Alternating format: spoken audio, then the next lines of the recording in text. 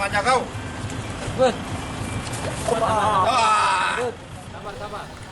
Setelah menjadi buronan pihak kepolisian selama 4 bulan, GR tersangka pembunuhan terhadap Hakan berhasil diringkus unit Ranmor Satreskrim Polresta Palembang.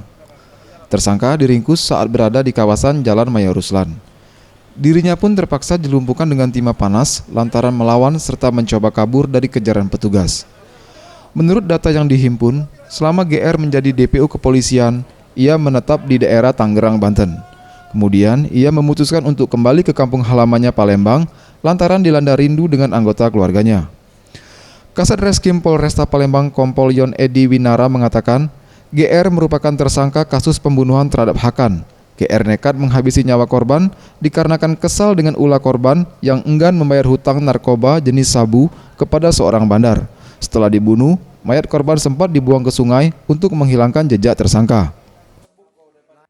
Pembunuhan ini sudah lama ya kita lidik, jadi berdasarkan kejadian yang ada di Kertapati. Salah satu korbannya meninggal, satu luka parah, dan tersangka sudah berhasil kita amankan. Ya, karena memang area tempat tinggalnya itu di pinggiran sungai. Jadi memang pada saat kejadian si korban sempat terhibur ke dalam. Tim Liputan Sriwijaya TV.